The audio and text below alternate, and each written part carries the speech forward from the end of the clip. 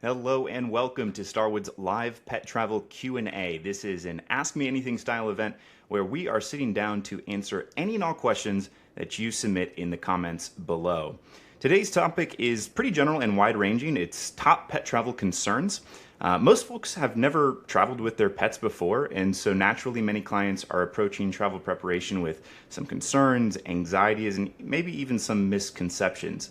So today's live Q&A is aimed at getting all those concerns answered and hopefully giving you some peace of mind as you prepare your pet for travel. So start thinking of the questions and asking them in the comments below. But before we get into answering those questions, let me first introduce myself and my guest, as well as tell you a little bit about Starwood. So first, my name is Adam Melton. I am VP of Strategic Initiatives here at Starwood Pet Travel.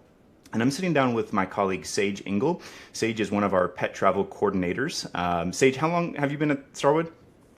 I think it's been about 6 years now.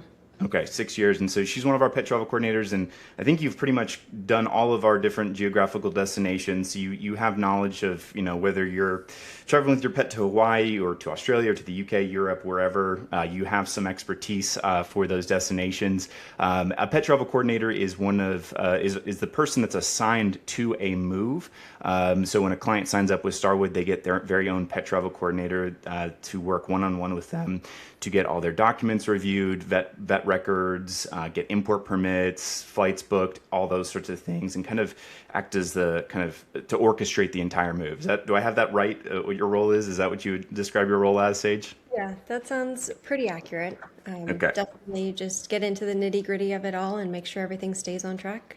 Yep, and give a great customer experience because, like I said, most people have never done this before, and so we find that there's a lot of anxiety and stress with it, and so it's really nice to have someone like Sage, one of our pet travel coordinators, to kind of take the hand of the client and say, "Hey, it's going to be okay. I've done this before. We'll get your pet safely and soundly to wherever they're headed across the globe."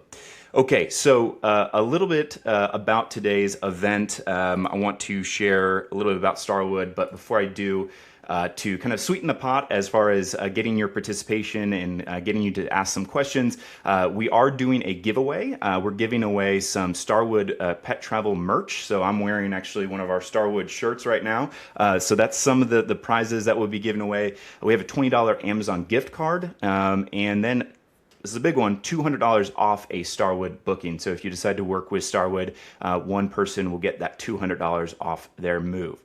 To enter and to win one of these giveaways, ask a question in the chat. So whatever platform you're joining on, go ahead and ask the question in the comments or in the chat. Follow Starwood Pet Travel on social media. It doesn't need to be every social media presence we have, but wherever you're joining, follow us on that channel, on that platform. And then winners will be contacted directly after the event. So go ahead and start asking some questions, follow us, and you'll have your chance to win some Starwood merch, $20 off, $20 Amazon gift card, and or $200 off a Starwood booking. Okay, so a little bit about Starwood, in case you haven't researched or don't know too much about the brand or the company. We are a company that does global pet relocation. We transport pets all over the world, day in, day out. We've been at this for over 40 years, 10,000 plus safe trips, like I said, all over the world, not just here, domestically in the US, but to the UK, to Europe, to Australia, New Zealand, Asia, wherever you're going, most likely we've done it before and we can assist. And we do kind of full door-to-door travel coordination. We arrange everything beforehand, and then on the day of travel, we'll pick up at your house. We take the pet to the airport. The pet would fly to their destination. We oversee customs clearance and delivery on the destination side as well. As I mentioned before, everyone that signs up with Starwood gets their very own pet travel coordinator, just like Sage, to assist with getting everything booked safely and efficiently. And one of the key features of Starwood that maybe some of our competitors can't say that they do is we do provide real-time travel updates throughout your pet's journey. We really like to kind of peel back the curtain and give you as much insight as possible while your pet is in transit. And we've gotten so accustomed to being able to track everything like our Amazon deliveries, our food deliveries. We want to be able to provide that same level of insight as your furry friend is traveling across the world. So that's one point of difference that we like to mention about Starwood Pet Travel. Okay, so to kind of frame today's conversation, and I already see questions coming into the chat, so thank you very much for those. We'll get into those just to kind of pique your what to think about, what to ask, and give some recommendations. These are kind of some top concerns that we hear over and over again as we've been doing this, because they're common concerns, common questions. So day of travel, what actually happens at the airport, veterinarian requirements, what do I need to do? Does my vet need to do any special documentation? Airline kennels, how do I choose the right crate for safe travel? What is considered a safe crate for travel? Are there different kinds? Medication is also another top question that people ask. More and more we see pets that have medication for all sorts of different issues, and so many people are asking, are you able to give those medicines during travel or during quarantine if your pet requires quarantine? Also, questions about sedation. Can medical sedation be given to their pet? Often asked by pet owners. How pets travel. So during the actual transport phase is another common question that we get asked all the time. Where exactly is the pet flying on the aircraft? Is it safe where they're at in the aircraft? Those sorts of things. Second to last, cost. So what really goes into the cost of pricing a move when you request a quote from Starwood or another pet shipping company? How is that cost put together? And then finally, how do we prepare pets for long journeys? As I mentioned at the beginning, many people have never done this before. The pets have never traveled before. And so how do you get your pet ready? So we'll, I'm sure, get questions. I see some already of questions that kind of fall under these headings. But if you have any questions about these sorts of things, start thinking about them and drop them in the comments. So let's go ahead and get into it. I'll pick some questions here. Like I said, we have a bunch already, so thank you so much for asking those. Let's see. Okay, so someone, Gargoyle 341, is saying that they're relocating to Spain from California and want to know how we handle moving a dog. So pretty general question, Sage. Can you just give some sort of semblance to how we approach that process, specifically going from California to Spain? Yeah, so with relocating to Spain, we would focus solely on making sure we meet their import requirements, making sure the pet has the right vaccines, any testing that they need done, all the health certificates, paperwork that needs to be completed. Our team would arrange the flight. We would have a team in California handle the airport check-in. And then once arriving in Spain, then we have an agent there that does the customs clearance, and they would also handle delivery or handover, whatever the situation might be. And going to Spain is similarly easy in comparison to some other places, so there wouldn't be too much to it. Gotcha. Yeah, it's part of the European Union, so it kind of falls under that broad set of rules. So another EU question, somebody, Laurel14E, is asking which carriers are commonly used to go to Portugal, and I think she's asking specifically about which airlines we typically use to go to Portugal. Typically for Portugal, we do use Lufthansa, KLM, Air France. I think we are also using British. Is that another one option now? It's been a little bit since I've done flights to the European region, so. Yeah, so with that, maybe we zero in on Portugal because, there are some TAP or TAP, I'm not sure how you say that airline, I only see it written, but they do have some direct flights to Portugal. And I know we have used them historically. The problem is their arrival times, if I remember correctly, are pretty difficult to get customs clearance done same day. And so oftentimes, if you're going to Portugal, we will route your pet through one of the other European hubs. As Sage mentioned, Lufthansa is one of the ones we usually use for that. And so your pet would fly from the US to Frankfurt, Germany at the Lufthansa hub. They would have a layover there and then continue on to Portugal. And so there is a layover involved, but the pet is taken out of their kennel. I don't know if you want to go into that process at all, Sage, because I know when we send quotes or proposals to clients and there's a layover, people get concerned about that. So I don't know if you want to speak a little bit to how that layover process works and looks. Yeah, definitely. With laying over in Frankfurt specifically, they do have the Frankfurt Animal Lounge. Typically, the layovers have to be 4 hours or more, just because we do have to have connection time with the pets getting out of the kennels, and then they have time in their own little spaces to be able to be out of the travel kennel, have food, water, toilet as needed.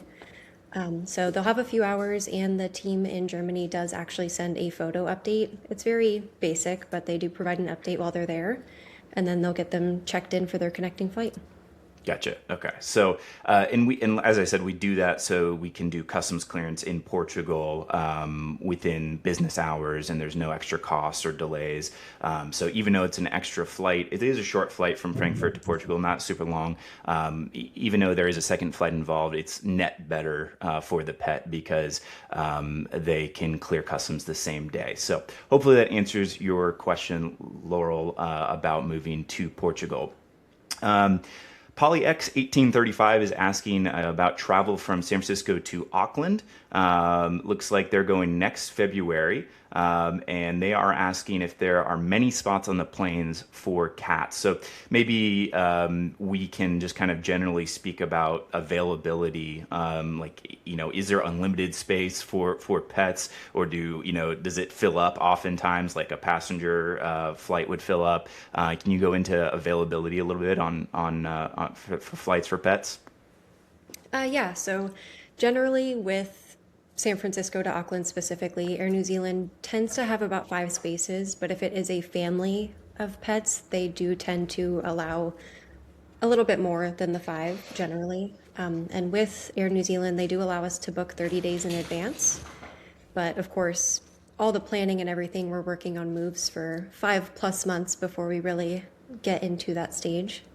Right. Yeah. So you have plenty of time to get the flight piece figured out because of the amount of preparation that New Zealand takes. PolyX 1835, if you haven't started already, make sure you get going sooner rather than later on all the preparation that it takes to get a pet into New Zealand.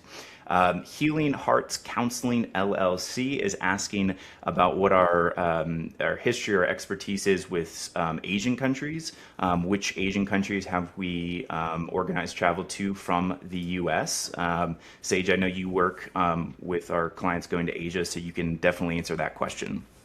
It's actually been a couple years since I have Okay. done the Asian countries, but generally we do China, Japan, we do like the UAE area. They're really more specific outside of those 3 regions. Yeah, I mean, yeah. So for Asia, I know the major countries we do fairly regularly. We see people relocating for work over to different Asian countries. We see people, obviously, a significant amount of military folks moving over to places like Japan, and so we definitely see, we definitely assist many clients going to Japan. We have people retiring to Southeast Asia, so you know. Vietnam, Thailand, Malaysia, all those countries we definitely assist with on a regular basis. Okay, we are back live. Hopefully, we got that sorted out and we are on Facebook and Instagram. But jumping back into some questions, Gargoyle341 has. You have a 65-pound husky, beautiful dog, and you're asking, I guess you're already aware of the documentation required and just kind of wanting to know how the dog will be traveling in cargo versus in cabin. So, Sage, can you take that one? Yes, so we would have them travel in cargo. Unfortunately, we don't have options to do in cabin to most places. So he would be checked in cargo and fly there. Gotcha. And a lot of people. This is kind of one of the main misconceptions. They're nervous about this. They have a certain picture in their head about what cargo is like, that it's dangerous. They've maybe heard a horror story or something. Can you kind of unpack that? Like, I mean, is it safe? Is it comfortable? I mean, what can you say about traveling via cargo? Yes, it is safe and comfortable. So the cabin or the cargo area is air pressurized, temperature controlled, and dimly lit. So for the pets, they feel very similar to what we feel in the plane. Of course, it is a bit more open, but as far as families, they do keep the pets next to each other, so they at least have that comfort. And then it's also, they're further up in the plane, so they're a little bit further from the engines. It's a little quieter, but they are kept comfortable, and their kennels are very safely secured to Yep. stay in. Yeah, I got to at the Melbourne airport in Australia. I got to climb up into the cargo hold of a 737 and see how they strapped it down, and it was very secure. So more secure than passengers up above, honestly. So okay, good. So Annie Gao, sorry if I'm mispronouncing your last name there, 1580 is asking about layovers. So are we, I guess, the pet owner, are they able to check on the pet during the layover? We already answered one question about how layovers work in general, but is that something, are clients able to visit their pet on a layover? Typically, it's not common. In certain cases, if a pet were to be there for a long time, there might be a way to arrange visitation, but with the layovers being so short, it's really just a quick turnaround. Gotcha. And yeah, so some people really are keen to try to travel on the same flights as their pets. From what I recall, when I was working with clients day to day, we didn't usually recommend that, or it was just kind of harder to do that than usual, right, Sage? Sometimes it can be difficult just because we can only book the pet's flights within like a 2 to 4 week time frame before the actual departure date. As far as traveling with your pet, you can go before them the same day or right after if you want to wait just to make sure everything goes smoothly. It's Yeah. really just personal preference. Gotcha. Yeah, that is a big difference between pet travel and human travel, as you just mentioned. That you can't book a pet's flight as far out as you would your own. I know some people who really prepare might book their own flights a year in advance. They know I'm going on September 18th at 4 p.m. They have their flight number, but that it doesn't work like that with the airlines for pets, right? Right. Unfortunately, yeah. Some we have 2 week time frames, some are three, some are four. Gotcha. So the general recommendation, traveling around the same time as your pets is don't be fixated on the idea of traveling on the same exact flights as your pets. Kind of let Starwood take the lead on figuring out the best route, the best flights, and saying, hey, here are the flights we booked on. If you can get on those same flights, great. But if not, it's not really that big of a deal, right? Right. Yeah. If you want to try arranging for the same date, you can book yours in advance and then it can be likely of it, but it could be different. So, And another important thing I think to keep in mind about routing is that not all airlines accept pets, and not all airlines we would recommend, even if they do accept pets. There's some airlines we would probably say, yeah, let's not use that airline. We kind of have our airlines that we have vetted, that we have visited, we have seen their facilities, we have seen how their ground handling teams do things, their SOPs that they have in place, and so we have high levels of trust with certain partners, and a lot of that trust just comes from sheer volume, the amount of pets that they do. So even if an airline, on their website says, yeah, we take pets, we might come back and say, hey, it's probably better to use this airline, maybe because it's cheaper, but primarily because we know firsthand that an airline is safer. This airline has a lot more experience doing it. And so, hey, let's put your pet on this as opposed to some flight you have found, right? Okay, so we have a question about the reason people travel. So this is kind of an interesting one. JH-tube-ZG8HA as asking, are most travelers relocating or on holidays? I can take a stab at that one. It seems like Any reason under the sun, people are requesting services for pet travel. Our main segment of inquiries comes from people who are relocating for business and for personal. So, like people who are retiring, or we've seen an uptick in the sort of digital nomad types. So, like millennials who have remote jobs, going to Portugal or to Spain, working remotely over there. We get a fair amount of those. Holiday moves, people who are going on vacation, we do get those inquiries. I will say, not to scare, if you're listening and you're planning on going on vacation, not to scare you away, but it is a lot more involved than most people think. It's not just like you jumping on a flight and going to New Zealand or going to Europe for a week. It really, a short trip, a short week long or 2 week trip, in some cases it's really impossible. Like, for Australia, for instance, your pet at minimum has to be quarantined for 10 days. So if you're going over there for 2 weeks, your pet's going to spend 10 out of 14 days in quarantine. Doesn't really make sense.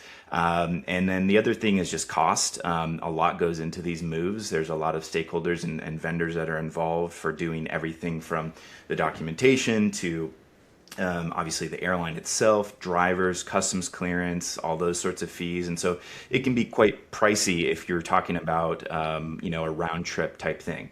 We definitely help people in those cases where you're going on vacation, but you just kind of have to weigh the logistical, challenges that can come with moving, and also the price if it's going to be a short-term stay. So hopefully that answers your questions. Okay, so we have another one from Palaka Hua 3523. Is there a person with the pets? And do we get regular updates on how they're doing? This is a question we get often. How do you answer this, Sage? So unfortunately, there is not a person with the pets in the plane. They are just alone in the cargo hold. With the updates, actually, we have a new care tag system that does send every 15 minutes. It pings a location, right? Mm-hmm. Yep. So every 15 minutes, we get a ping on the location during flight just to make sure everything's on track. And then updates as far as regular, it's pretty much at the time of check-in, at the time of departure, the flight tracking, and then after arrival, we'll get another update on how they're doing. Yep. But during flight, we don't have somebody that can physically check on them. Right. The handlers get them on the aircraft, and they put the pets on last. So on the departing flight, the pets are the last to go on. That way, they're not waiting around for a long time in the cargo hold without anything going on. They're not waiting outside of the aircraft for very long. They're taken right from the cargo facility to the aircraft and put on basically right before the aircraft pushes back. So there's a handler, someone with the airline staff that is trained to handle animals and knows that protocol for loading them onto the aircraft. They get loaded on, and as Sage said a moment ago, secured very well, and the area of the aircraft that they're in is pressurized and temperature controlled, so they're in the same conditions as the passengers up above or in. But to answer your question directly, no one is with them during the flight, but they are in very safe, comfortable conditions the whole time. The other question on there about updates. So as Sage said, Starwood in particular has various means of being able to provide travel updates through our partnership with CareTags. Every pet's kennel has a special QR code on it that handlers across the move can scan and quickly provide updates that go to you via email and text message, where you get a pin on a map to see where that update came from. You get pictures and videos in some cases of the pet. And so that's one way that we provide updates. As Sage also mentioned, another question. Sounds like Sage, you have some of your very own dogs there joining in. I think that was an approval for Starwood, that bark. And as Sage was saying before, some airlines do provide photo updates on the layover. Not all do, and sometimes if the layover is not long enough, they're not able to. But in some cases, like Lufthansa and Qatar Airways, they do provide a photo update while they're on their layovers. So I know it's hard to be away from your pet, but some of these things that we have in place kind of help give you the peace of mind as your pet is traveling that everything is going well and that they're safe. Okay. Annie Gao 1580 is asking, what happens if my pet arrives at the destination before me? Or do you advise we always arrive before them? How do you answer that one, Sage? So I guess it really just depends on your destination and if you happen to have people that might be able to be home to receive the pet. In a lot of cases, it could be good to get there maybe just the day before them or even the same day because the pets do have to go through customs clearance everywhere, and generally that takes a few hours or more. So that gives you a chance to get off your flight, get where you need to be, and then be there for them. So one thing to mention, maybe Sage, you can unpack a little bit, is about for the European Union and also for the United Kingdom, there are some rules about when you arrive versus when your pet arrives. Certain arrival times around your pets might make the move what they call a commercial move. So can you kind of unpack those rules a little bit for those listeners or viewers who are going to the EU or to the UK? Yeah, so with the requirements, a commercial shipment would technically be considered the owner flying either outside of the 5 day window before or after your pet. So if you're not flying within 10 days, essentially before or after, the the shipment is considered commercial, and the health certificate has to be done 2 days before the pet departs. And then once the USDA endorses the health certificate, it gets mailed back. This time frame isn't ideal, and then customs can be a little trickier with commercial shipments. The other is considered non-commercial, and that's when an owner flies 5 days before or 5 days after within that time frame. And then it makes the health certificate timeline within 10 days of the pet's departure. And the clearance is a little bit easier as far as that goes. So flying within 5 days of your pet before or after is generally better. Ideal. Gotcha. Okay, cool. Cassidy Ryan dash Y7E says, hey guys. We'll say hey to Cassidy. Cassidy's actually one of our pet travel coordinators as well. So she assists clients just like Sage. So hey Cassidy, how's it going? All right, Polly X 1835. I think we saw one of her questions before. She's asking about New Zealand. She says, "Do you have a preferred quarantine location in Auckland, or do you use both the two that are there?"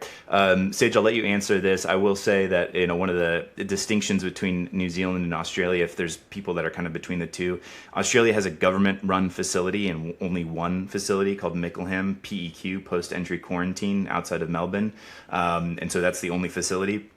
But in New Zealand, that's privately run, and so that we do have some option. I think there was 3 at one point. Is there only 2 now that you can choose from, Sage? Is that right? Right. Yeah, there was 3, and at the beginning of this year, one of them had closed down. So we just have 2 options now. Gotcha. Okay. So how does Starwood approach choosing between the two? Do we use both of them, or how does that work? We do use both of them. We do have a bit more of a close relationship with Pet Haven Quarantine. But we work very closely with both of them, and we use them quite often. Pretty much with choosing, right off the bat, we have the clients or owners just let us know if they have a preference. Okay. Otherwise, kind of going towards Pet Haven for larger dogs. They do have larger outdoor runs, but really, they're both great to work with. So it's either personal preference or take what availability is there. Yep, definitely a great. I've been to the Pet Haven facility. The staff there's awesome. They love pets, and it's in this kind of nice pastoral, bucolic setting out in the country. So I think sometimes the pets have a really nice stay. Like, oh, do we really have to leave after? And at the end of this 10 days, they have the staff people who just love on the pets and are huge animal lovers, and then it's just in a beautiful setting. So definitely in good hands either way. So that's good to know. In the price, I think is about the same, Sage. Do you know off the top of your head between the two facilities? The same. Gotcha. And that's something to note about this. If you're going to either Australia or New Zealand, Starwood, we always include the quarantine cost on our proposals, but we break it out as a separate line item. It's effectively just a pass-through cost to our clients. We don't mark it up. There might be some slight variation because of currency exchange rates, but for the most part, it's just a pass-through cost. We break it out because it is a large piece of the cost to move to Australia and New Zealand. And so we like to have really good transparency with pricing. And so we just say, hey, this is definitely going to be paid one way or another. We do recommend letting us pay for it. And that's why we break it out as an option for you to go with. It just is easier in a lot of cases if we manage the booking of that as well. But that's just so you know, if you get a proposal from Starwood, that's how we break it out. We have the quarantine cost as a separate line item from the overall move package. Okay, so we have a question from Kimberly. She is saying that her son moved to Australia to be with his wife and needs his dog and cat shipped, which they will be traveling by themselves, the pets. Since it's such a long flight, do you find a nonstop flight for such flights? So it seems like kind of two questions. I'll maybe take the first one, Sage, about pets traveling by themselves. You've kind of already hinted at this before, but it's not a problem, right? In most cases, if a client has already moved overseas, we can arrange the transport without them here, right? Yeah, that's not a problem at all. We can definitely do that. Okay. And it's common. So your son's situation is not unique in that. We can definitely handle that. Her other question about a very long flight. Do we find nonstop flights for that to go into Australia, or what's our kind of general approach to the flight legs going to Australia? There are direct options nonstop. To Australia, typically we can do LAX to Melbourne all year long. There's also the option from Dallas nonstop, but that one we do have weather restrictions partially through winter and then summer, of course. But we can do nonstop, but there are other options to where we can have Qatar. We could do a lot of hubs actually in the US. So we could depart from there, have a layover in Doha, and then make it to Melbourne. So there are other options. Yeah, the logistics to get a pet to Australia are kind of unique, especially if you have a bigger dog. People's first sense is like, yeah, we want to use the direct flight.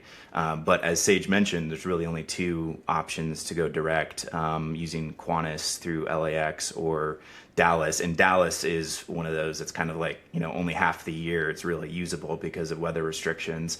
And so, it's fine if you're starting in those areas in Southern California or California in general, or in, Texas. But if you're not and you have a big dog, to get them on that direct flight, in a lot of cases actually means driving them long distances because, believe it or not, there's not a lot of good air travel options domestically here in the US for larger dogs. So if you have like a German Shepherd or a Husky or any dog that's going to need a large kennel, we have very few US airlines will take those big crates, even though some of them take pets. Their domestic fleets are too small to accommodate the large crates.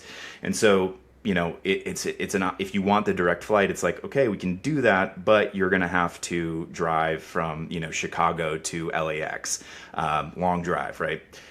So the nice thing is, as you mentioned, Sage, we have Qatar Airways, and they go out of a lot of different major hubs and cities out of the U.S. So we can accommodate even large dogs on the East Coast or in the Midwest and just go through Doha. As we mentioned on a couple other questions about the concerns with layovers. It does extend the trip a little bit versus going direct, of course, but it breaks up the move. It's kind of two, medium length flights versus one super long flight. And they get to come out of their kennel at the facility in Doha. I've been to the facility in Doha that Qatar runs. It's a brand new state-of-the-art facility. I think it's only maybe 2 years old. And it's purpose built for live animals, for pets and for other animal commodities that they do. And so they have a beautiful facility there and staff that are trained to handle the pets. And as I mentioned on another question, Qatar does sometimes send photo updates of their pet, of the pet on layover. So there is that. Okay. So let's see some other questions we have here. Topher Seth 7050. He's got an interesting request here. They have a 10-year-old silverback gorilla. And they needed to be transported from San Diego to Edinburgh. I think they mean Edinburgh, Scotland. Can you accommodate for him? His favorite movie is Casablanca and loves baked ziti. I love baked ziti too. Well done, Gorilla. I'm sure that's a troll or someone who's just joking, but I will use this opportunity to mention that Starwood has assisted with unique animals before.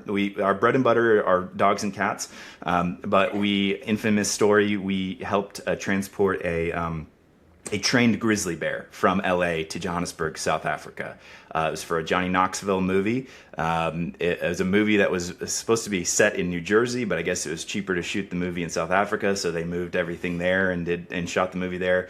And we helped with the bear, moving it from Hollywood to Joburg, South Africa. So if you really have a silverback gorilla, get in contact. We can probably assist. It's not going to be cheap though, so hopefully you have some money saved up. Okay, so this is a kind of a meta question, not specific to a specific move, but a question from JHTubeZG8HH asks, do you foresee airlines and regulators becoming more pet friendly? What are your thoughts on this, Sage? This is a philosophical question of sorts. I mean, even through all the years, things haven't evolved a lot. So I think it would take a while for a lot of airlines to become more pet friendly, but slowly over time it's happening. Yeah, it seems like two dynamics, right? Like on the one hand, actually, you talked about over the years things evolving. Things have, at least with U.S. carriers, have gone in the negative direction after COVID. For instance, United Airlines was a huge carrier of pets. They had a program called Pet Safe. And we used them all the time to get pets domestically, but then overseas as well. But after COVID, they shut the program down and never brought it back. Similar situation with Delta. So within the U.S., it's really just American Airlines and Alaska Airlines that we use on a regular basis. So on the one hand, we haven't really bounced back from COVID era restrictions and limitations, at least with the U.S. airlines, but I will say, just like culturally speaking, pets are becoming more and more integrated with our families. You're seeing changes, even like employers, right? They're offering pet insurance, not just human health insurance, but pet insurance as part of the benefits. You're getting spaces and housing that are more and more pet friendly. So I think as this cultural moment evolves where pets are becoming more and more integrated with family, airlines and regulators are going to adapt over time. I will say that regulators becoming more pet friendly, maybe something that's into that question is more about like, why the heck is it so hard to move my pet from say the US to Australia or New Zealand? Why do I have to jump through all these hoops, blood tests, import permits, costs? Really the answer to that is biosecurity. It's not just because Australia loves to, quarantine your pet and that's just like something fun that they do, but really it's about biosecurity. Australia is a big island. New Zealand is an island. They don't have a lot of diseases and parasites that we do here in the US or in other countries around the world. And so all these hoops that, folks have to jump through is to protect outbreak of diseases, which could have huge economic harm, right? If a disease infects livestock or agricultural products in Australia, for instance, it could be a huge problem economically. So just a little bit of insight that might be obvious to most, but all these rules, whether it's simple kind of EU rules, Europe rules, or the more complicated Australia, New Zealand rules, those are in place because countries are trying to protect animals entering with diseases, parasites that are not endemic to those areas, and trying to prevent their start in those areas. And as Polly X 1835 pointed out, New Zealand is rabies free. So that's one of the main things that New Zealand is trying to avoid and Australia is trying to avoid. There's no rabies there. And so let's be very cautious about how we bring pets in to avoid that. And on that note too, Hawaii is also rabies free. And so if you are traveling to Hawaii, many people don't realize it because it's like, oh, it's a U.S. state. It's got to be pretty simple. Well, it's an island and there's no rabies. And so Sage, can you talk a little bit about that process? Because it is in some ways similar to moving a pet to Australia and New Zealand because they are rabies free in Hawaii. Yeah, so Hawaii generally they do require the pet to actually have two rabies vaccines. And then they also require a rabies titration blood test to check their levels, make sure the rabies vaccine is actually working. Um, and they have to have that done about 30 or more days ahead of the pet's travel. So with that timeline, they just make sure that the pet is good and safe before they actually arrive on the island. And then they do have to go into quarantine in Hawaii just for customs clearance, make sure everything's good. But usually that quarantine is just like a same day release, right? It's not like a long Yeah, term. yeah, same day release unless they get in late, just because of customs offices. If they get in later in the day, then they would just be let go first thing in the morning. Gotcha. Cool. Okay. Okay. So going up to some other older questions that I missed. Palakahua 3523 is asking about handling communication on both sides. For instance, we have to relocate to Hong Kong from the United States. Do you talk to both vets, U.S. vets, and the Hong Kong government? Yeah, so for that, we do liaison with your vet in the US to make sure we get all the paperwork that's needed for the move. And then we do arrange with an agent in Hong Kong to make sure they're able to receive all the paperwork's approved and that they're ready for the pet to arrive. Yeah, and that's true for pretty much every destination that we service. That we do handle. It's an end-to-end service where we are not physically located. We have agents that we work with on a regular basis to handle the destination side things. So whether you're going to Hong Kong or to Europe or to Australia, New Zealand, we have a network of partners that we rely on for anything that needs to be done in country on the destination side. A lot of the stuff we can manage directly ourselves. So for instance, Australia and New Zealand, we apply for the import permits and quarantine on behalf of the client ourselves. Our own team at Starwood does that. But yes, in general, it's an end-to-end service. Some clients, ask, and this is becoming less and less common, but we have some clients that ask like, hey, I'll do customs clearance myself. I want to save some money. I don't want to pay the, whatever cost that your service is for the customs clearance piece in the destination. I'll do it myself. What's the common answer to that, Sage? Most places it's no. Yeah. A lot of agents or like a lot of governments won't let the owners actually do it, so the Yep. agents have to. Yep. Yeah. So you have that hurdle, right? Like some countries, you have to be a licensed customs broker to do it. You can't just do it on your own. But then the other logistical challenge is for most customs clearances, you're having to go to multiple offices at the destination airport. They're not well marked. It's at the cargo side of the airport. It's not like a nice passenger side where there's signage and walk this far, turn right. It's not like that. And then also there's the issue of language barrier. I was speaking to our partners that we use in Portugal, and I asked the same question: can clients just clear customs themselves? And they're like, no, don't even try it. If you don't speak fluent Portuguese, definitely don't try it. Even if you do speak fluent Portuguese, probably don't try it because, like I said, you're having to jump around to different offices and have different paperwork, and it's just not worth it, right? So to that point about cost.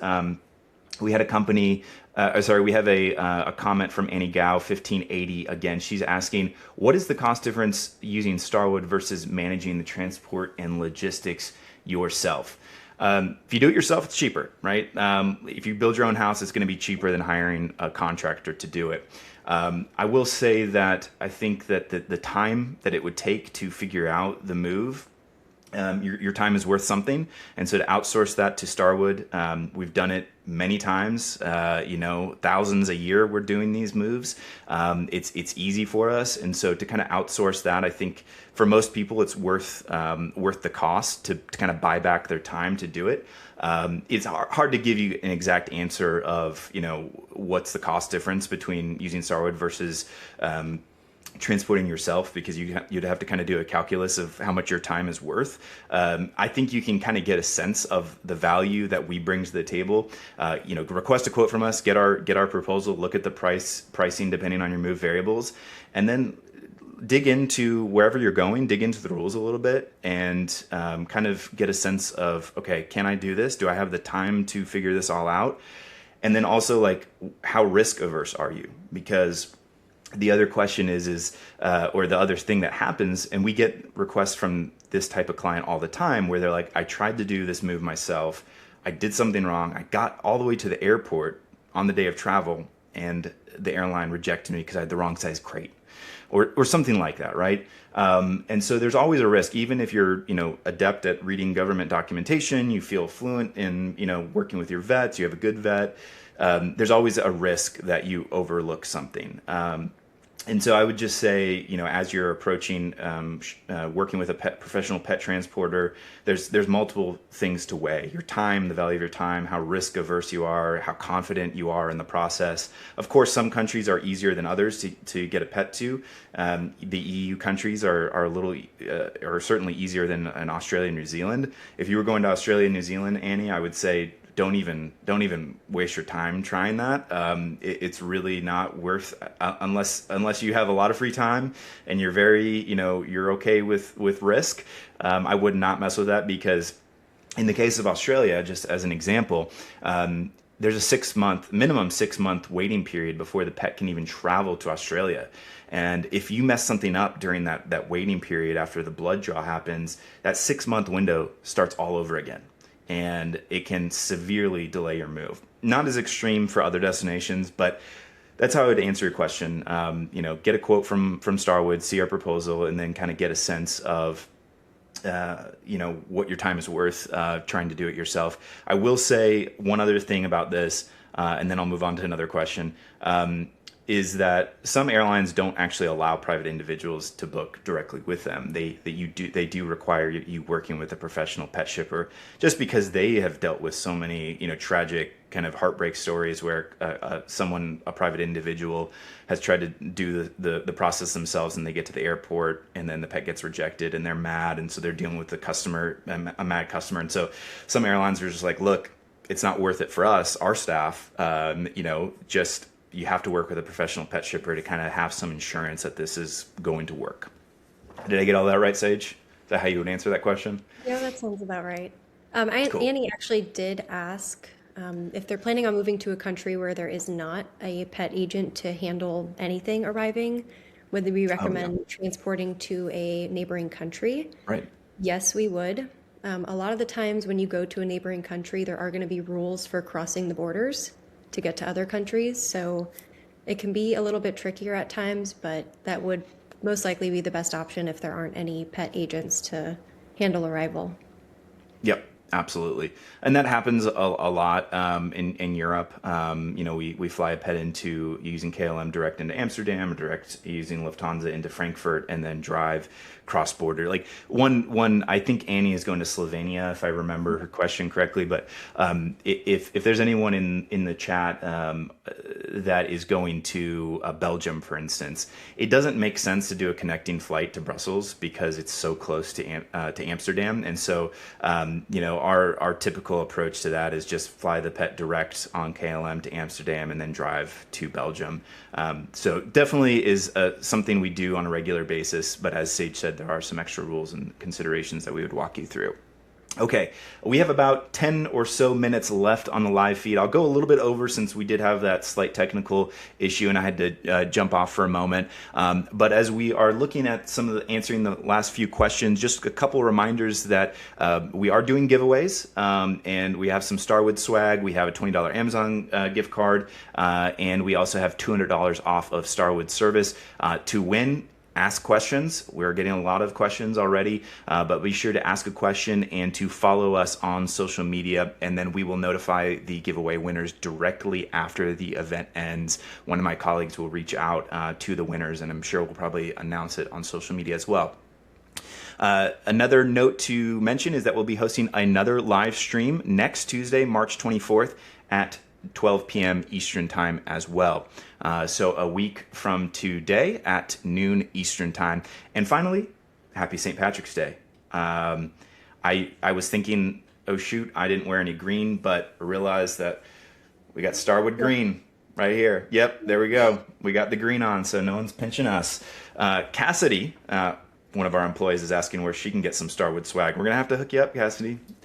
Okay, so another meta question from JH Tube, ZG8HAHH. Can't say that one. That's a machine created username, I guess.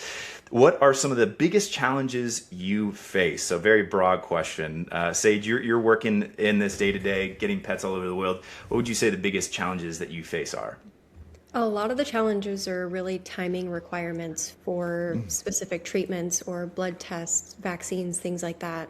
You go one day past what you're supposed to, and it can really mess up your timeline. Like you said, Australia has that 6 month waiting period. If you miss a vaccine or anything, it can really, really throw a wrench in your plans. So definitely something to keep an eye on is the timing requirements, and we try our best to guide you on all of that, make sure things are done on time and when they need to be, really. So it's all a timing game and a patience game, right? Patience Yes, is a virtue, and it's a virtue that's applicable to pet travel, certainly, especially to some destinations like Australia, New Zealand, for instance. definitely. Okay, cool. Riverbend House Buyers says or asks, my dog takes motion sickness meds for car travel. Is that okay for air travel? She gets very nauseous without the meds. I don't know the answer to this one, so enlighten us, Sage. Yes, that is definitely okay. The only thing with taking the motion sickness medication is that pets generally have to be checked in for their flight between 4 to 6 hours prior to the departure. So that's like the latest time we'll be able to actually give the medication. So, of course, it will work for a majority of the transport, but it will end up wearing off. And there's accidents that can happen in the kennel, but no matter where your pet's going, they will clean them up as needed and make sure their kennel is taken care of and that they're cleaned up as best they can. Gotcha. Similar question. Kimberly Buin, 1737, is asking about sedatives. And this is, as I mentioned at the very beginning of this live stream, that's something we get asked a lot. Should first time pets traveling, do you recommend they get a sedative from their vet before travel? We do not. Airlines tend to turn pets away if they seem sedated in any way. Of course, if your pet happens to already be on like anxiety medication for years leading up to the trip, that's another story. But starting your pet on something that they're not used to is definitely not recommended just for safety. Gotcha. Yep. So generally speaking, not something that's recommended or even allowed. Cassidy, one of our pet travel coordinators in the chat, I think she was answering the question before, the second to last one, about the biggest challenges you face. It's something worth bringing up. She mentioned working with cooperative vets, or I guess the biggest challenge to her would be working with an uncooperative vet. So talk a little bit about that, because I think that's an important thing to consider. Like, Starwood can only control so much of the move. We are the knowledge experts in this, but there are other stakeholders and people involved in getting the move safely to happen. Airlines, but vets significantly are a big piece of the puzzle as well. So talk a little bit about that, their involvement in it, and a cooperative vet versus an uncooperative vet, what difference that can make. Yeah, so of course, having an uncooperative vet, meaning they won't help us update any paperwork that we need updated because the USDA has to approve the information. Or sometimes they just don't want to work with transport companies and they won't have anything to do with us, they won't respond. A lot of the times that will result in people having to go to other vets to even restart vaccinations or testing, things like that. When a vet is really cooperative, things can go so smoothly and really fast. A lot of the times we do try suggesting vets if we have any in your area. Otherwise, the USDA does have resources of finding accredited vets, and right off the bat, when you're asking them questions about starting the process, you can tell if they are willing or not. So definitely good to ask them if they're okay with working with a company. Yeah, that's something like to warm them up with it in advance. Like, if as soon as you're probably traveling with your pet, even just as you're gathering information, requesting quotes, that sort of thing, go ahead and talk to your vet. The important thing, as Sage mentioned, is at least for international moves, the vet has to be USDA accredited. Not all vets are USDA accredited. It's a special accreditation that they get, and they have to be USDA accredited. Otherwise, they can't do the paperwork. So that's the first thing to check before you even like determine whether or not they're going to be cooperative or helpful or willing to work with a pet travel company on your behalf. You have to make sure they're USDA accredited. And then secondly, as we've been saying, say, hey, I'm hiring a pet travel company. I'm hiring Starwood to do the move. They know what to do. They do this day in and day out. They're going to be reaching out on my behalf to get records, the properly annotated, those sorts of things. They're going to be communicating with you. Are you okay with that? And just to kind of highlight the importance of that, because it really is a friction point that our team experiences more times than anything else. We do have the random headaches here and there with airlines doing temporary embargoes because of extreme weather, and that throws a wrench in things. But the day in and day out frustration and friction that our team, Kim, Madison, Sandra on our team who work with our clients' vets, the frustration there is with vets either not being responsive or not trusting us when we say, hey, a rabies certificate needs to have this piece of information on it because the UK requires it, and they won't accept it without it. Getting them to accept our advice and recommendation on it. So some of that can be allayed by you having the conversation beforehand saying, hey, I'm working with Starwood. They're going to be reaching out. They know what they're doing. They're going to ask for very specific things, and it might seem a silly request, but just please do that. And if you have a problem, if you're too busy to do that, and to work with Starwood for my pet's move, let me know ahead of time so I can find a vet that can. I mean, I think that's probably a fair way of approaching it, right, Sage? Yeah, I agree. Okay, PolyX1835 asks another question. We already answered the question about sedation, but they're asking, do they give them water? And I presume, we have different stakeholders that are handling your pets across the move. We have our drivers on the ground. We have airline handlers on the origin destination side, on layovers. So at these different transition points, do they give them water? Yes, they will give them water. Generally, the bowls do have a spout where they just easily pour into without having to open the kennel. But once they're checked in, we'll make sure they have water. Once they're put on the flight, they do check their water again. And then, of course, they'll have the duration during the flight. Once they're out, they won't get water again until either layover or make it to their destination. Gotcha. Cool. And going back to a question from Gargoyle341, it looks like we missed answering the specific question. They will be relocating from San Diego to Barcelona and are looking for ways to take our 65-pound husky. Is that possible, Sage? Yes, they had asked if it could be in cabin or cargo. Okay. We did answer they might have been away. Okay. It does have to be in cargo, so we would have to book with a carrier in cargo. Gotcha. And specifically for that route, Gargoyle341, love your name, by the way. The move from San Diego to Barcelona, likely what we would do for that, how we would send you a proposal, it would be from LAX on Lufthansa through Frankfurt. So it'd go LAX, Frankfurt, have the layover there at the animal animal lounge there at the Frankfurt airport, and then take a short hop down to Barcelona where we would clear customs. We can do that move as a full door-to-door where our driver from the LA area comes down to San Diego, picks up, takes your husky up to LAX, does the check-in, they fly to Barcelona, and then our team there in Barcelona would do customs clearance and then deliver to wherever your final destination is. So we can do a full door-to-door service. 65-pound husky is definitely no issue with that. We've transported big animals before, as I mentioned. If you weren't on the chat, we have transported a bear before. So if there is a will, there is a way in most cases. All right, so let's see. M Ford 122, and just to make mention before we answer this question, we're going to wrap it up here in the next 7 or so minutes. So if you do have any questions, make sure you drop those in the chat ASAP. M Ford 122 is asking, are there any options for cabin travel on any airline? Generally, no. Internationally, a lot of airlines or the government's agencies on the receiving end won't allow the pet to fly in cabin. They have to arrive in cargo. Mm-hmm. So it's not a very practiced way to go in cabin. So I would just count on your pet flying in cargo.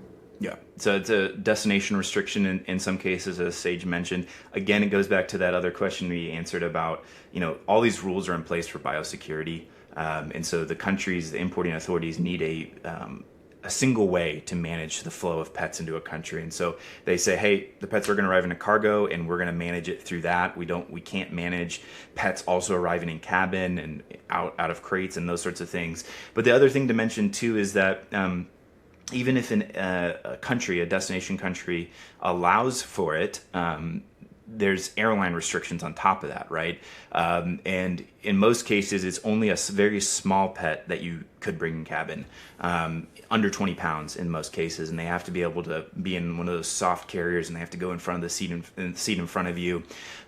So yeah, if you have a small pet, it might be an option. But keep in mind, it's they can't come out of those soft carriers, and the soft carriers that go under the seat are a lot smaller than the kennels that we use for pets traveling in cargo. They would have a lot more space in those larger kennels than they would in one of those soft carriers. So keep that in mind. Plus, you also have to pull them out when you go through security for inspection. So I know that could be a hairy situation if it's a cat. Okay, there was a question that came in on Facebook, not in the chat, from Carissa Lawson. She is asking, is the representative assigned to my pet transfer, so a pet travel coordinator, are they available for potential emergencies at all times? How do we handle that, Sage? Generally, yes. You will have the phone number for your pet travel coordinator, so you can contact them. We also had an emergency line that would kind of direct you to who you're looking for. But you will have a phone number to be able to contact in emergency situations. Yeah, and the thing is, too, a lot of times if an emergency comes up, we know about it before you do, because the airlines or our handlers use internal communication means to reach out to us. If there's a delay or cancellation or something like that, we are on top of it. Our ops team is monitoring all active shipments at all hours. And so we can definitely jump in for any recovery that needs to happen. But if there's an issue, we do have means for you to be able to reach out to us. Okay, last few questions here. Annie Gao 1580 again is asking, are there any things I should do to prepare my dog for transportation behaviorally? I know I should get her used to her travel crate, but are there other suggestions? Behaviorally, as long as they aren't trying to escape the kennel, they're good with people generally. We don't really have any big suggestions, but making sure they are comfortable with the travel carrier kennel is really the big thing, because they're going to be in it for a long time. So anytime we have somebody taking them in or out, we want to make sure it's not difficult for them or our handler, and the pet feels comfortable most of all. What is there a recommended strategy that you use with customers as they're getting their pet ready for or acclimated to the pet travel kennel? Is there kind of a strategy that you typically recommend with that? Yeah, so a lot of the times I recommend keeping the kennel in a common area in your house where you guys hang out a lot. If they don't feel comfortable with the kennel fully assembled, just start with the lower half of the shell, because generally they're two parts. So just leave that there, make it comfortable, entice with treats or whatever your pet likes. Just do whatever you can to make them feel more comfortable, and slowly put the kennel together, just top and bottom, and then add the door when they're ready. Gotcha. Yeah, it's just time and patience. As we said earlier in the discussion, patience is something you have to have with pet travel. And this kind of goes to another question here from Kimberly. She's asking, how much time does Starwood need to book for transporting, say, to Australia? You might have answered already, but thank you for all your information. So how much, in other words, how much lead time is required for transporting a pet to Australia? Lead time, if you're starting from the very beginning, generally say like 7 to 8 months is a good lead time for Australia specifically. Gotcha. And then that is the country that requires the most lead time, right? Yeah, that is. New Zealand being the second most. What do you recommend for New Zealand?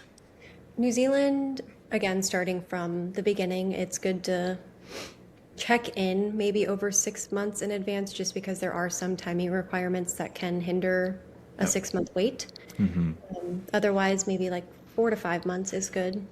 Yeah. So those are the minimum kind of benchmark lead times that we need. But I know the team that works with clients when you're requesting quote and you're asking questions. Their recommendation typically is as soon as you know you're moving to one of these countries, especially one that requires a lot of lead time, go ahead and get started. Even if you don't even have an exact date yet, if you know like, hey, I got a job in Australia and I'm waiting for a visa or something, but I know I'm moving, don't know exactly when yet, there's no reason not to start. Because a lot of these things, yes, it's a minimum of a 6-month wait time for Australia, but you can start it before that, right? And it's always better to do things ahead of time so that there's not a last minute crunch, which can then significantly shift the departure date for your pet. So as soon as you know, go ahead and engage the services of a pet shipper like Starwood, and get to work right away. Many reputable pet shippers, including Starwood, we're going to be pretty lenient and flexible on our refund policy if something significant changes in the early days of the process. For in Australia, New Zealand, for instance, if you're on the fence, you're pretty sure you're going, but you're waiting on something essential to come through, we're going to have grace in that situation, and we're very generous with our refund policy if something falls through and you're not able to travel. So really, nothing should be blocking you from getting started as soon as possible. Yeah, it's better to understand what you need and have the time rather than come in later and realize that you're going to have to delay months because of whatever timing requirement it might be. Yeah, for sure. And we can always put moves on pause. So. That's right. Yeah. So if something comes up where it's like, all right, I'm going, but now it's 6 months later or something, we can say, great, you know what, we'll save everything. We'll save progress. You come back to us when you have a concrete date, and then we'll pick things back up. So definitely not an issue there. Last couple questions here. Gargoyle 341's asking, do you have to buy a carrier or do you provide it? I can answer that one real quickly. Either or. When you request a quote and you get a proposal from us, you'll see the travel kennel as an optional thing that you can opt into, or you can provide your own. The only thing is, if you are providing it yourself, if you're going to source it yourself, let us work with you first. Let us walk you through the measurement process of your pet, especially for dogs. Cats kind of all fly in the same size kennel, but especially for dogs, let us walk you through the measurement process and tell you exactly what size and kind to purchase. You'll go on Amazon, you'll see a bunch of different, things that are labeled pet travel kennels, but they might not be IATA, the international kind of standard for these things. They might not be approved for airline travel, even if on the marketing it says it's approved. So let us definitely take the lead on that. Say, hey, here's the size, here's the brand. In most cases, I think Sage, we even send them a link to the right one if they do want to purchase it themselves. But a lot of our clients just opt in and let us provide it. When we do provide it, we provide it with all the requisite, things like bedding, bowls, stickers, labeling, all that sort of thing. So it's kind of a one-stop shop and fairly convenient for most of our clients. PolyX1835 is asking how much the deposit is. It depends on the destination, but generally speaking,